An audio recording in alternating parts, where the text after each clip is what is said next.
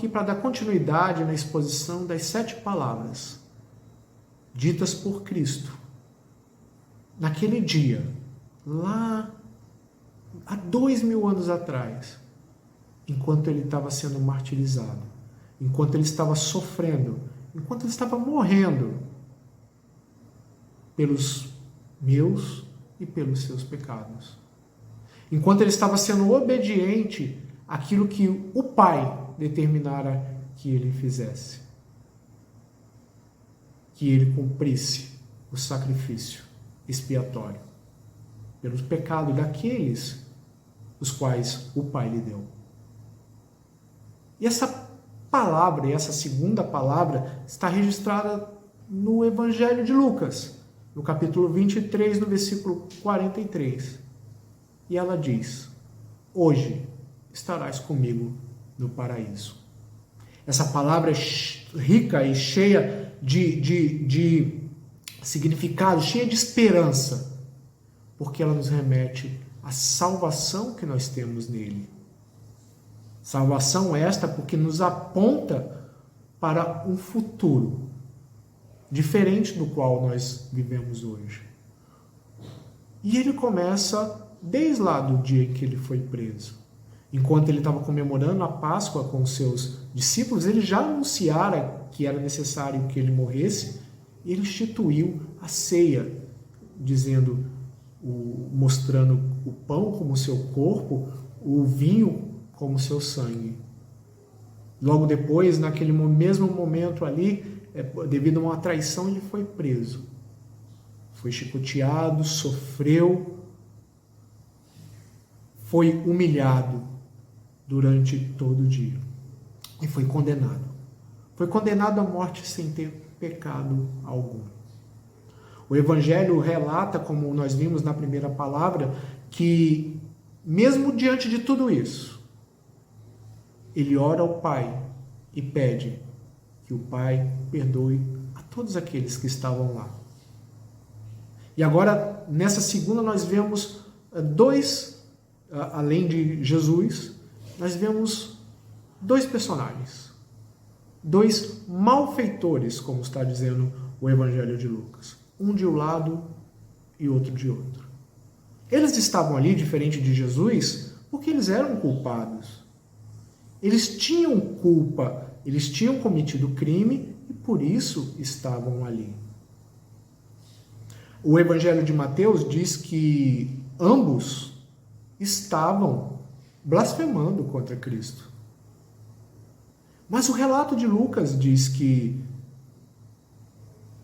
um deles, de uma forma jocosa, começou a blasfemar de uma forma mais intensa e falou assim: olha, se tu és o Cristo, salva-te.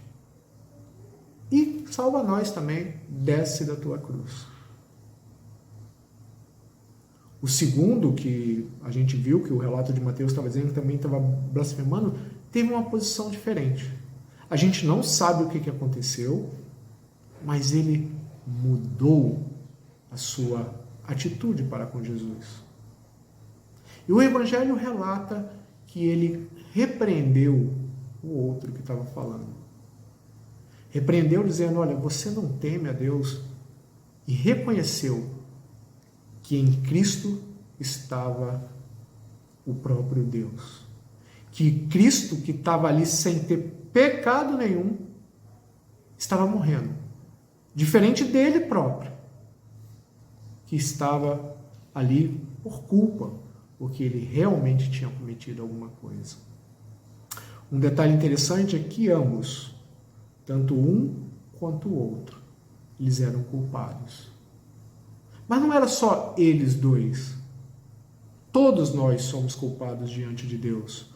Todos nós somos pecadores e estamos afastados de Deus e por isso nós não temos condição nenhuma de nos salvarmos. O primeiro queria que Cristo simplesmente o salvasse, se ele fosse realmente o Cristo, mas o salvasse fisicamente. Tem muitas pessoas que acham que a salvação é uma salvação meramente física, para resolver os meus problemas. O segundo o malfeitor piedoso, ele tem uma atitude diferente. Ele primeiro teme a Deus e reconhece em Cristo quem ele realmente é. Além disso, ele também se arrepende daquilo que ele havia feito. Ele reconhece que ele era um pecador, que ele merecia estar ali, diferente daquele que estava no meio.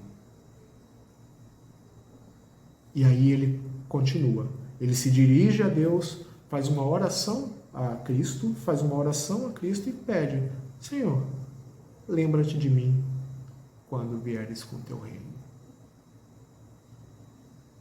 A segunda ou a terceira atividade que ele estava colocando ali, o terceiro ato que ele estava colocando, era o ato de fé, colocando toda a sua esperança em Jesus Cristo. Aqui a gente vê elementos básicos para a nossa salvação: arrependimento e fé, com temor e colocando em Cristo Jesus todos os nossos pecados, certos de que somente Ele é capaz de salvar-nos. E a resposta de Cristo foi: hoje estarás comigo no paraíso. A palavra paraíso é uma palavra que só acontece 3 vezes no Novo Testamento. E ela se remete ao paraíso que estava lá em Gênesis, mas também que em Apocalipse estará a árvore da vida. A gente pode dizer que o paraíso é o céu. Quer dizer, o que Cristo estava falando aqui, hoje mesmo tu estarás comigo lá no céu.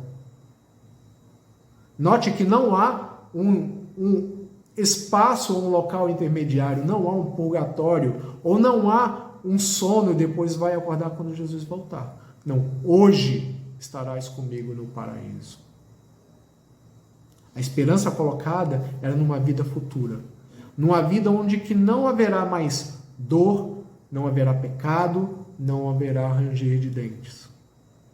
Essa é a esperança que nós temos que ter.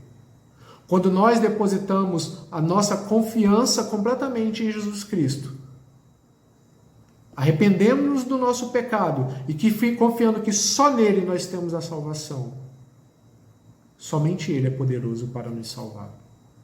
E por isso nós temos que ter certeza, nós podemos ter certeza de que hoje nós estaremos numa nova vida. Quantas pessoas morreram com essa certeza? Que no momento em que ela morre, ela estará com Cristo. Nós podemos sofrer sofrimentos dos mais variados possíveis, mas em Cristo nós temos que ter a esperança que nós teremos uma outra vida, uma vida plena e, sobretudo, uma vida com Ele. Estarás comigo. Isso representa que aquela relação com Deus que foi quebrada lá no Éden, agora é refeita em Cristo Jesus. Essa ligação que passamos a ter com Ele é o que garante que nós estaremos com Ele. E notem um detalhe: este agora malfeitor que agora é um piedoso, ele não fez nada, não teve mérito algum. O mérito foi completamente de Cristo naquela cruz. Nós podemos com isso, igual a Ele, ter a esperança que somente Ele pode salvar. Que não depende de nada que nós possamos fazer, a não ser colocar nossa confiança nele. E agora também fica a questão: e você? Tem colocado a sua confiança somente nele? Como está a sua vida se ele está ali do lado, te convidando a se arrepender? Como é maravilhoso, irmãos, como é maravilhoso poder ter certeza de que no momento em que nós morrermos, nós estaremos vivos com Ele. Nós seremos salvos de uma condição que nós vivíamos, uma condição de morte, e agora com uma condição de verdadeira vida. Com isso, eu concluo dizendo: nós devemos louvar a Deus, porque nós podemos ter certeza de que hoje, amanhã ou daqui a alguns anos, quando nós morrermos, a nossa salvação foi garantida por Ele naquele momento da cruz. Fiquem com Deus.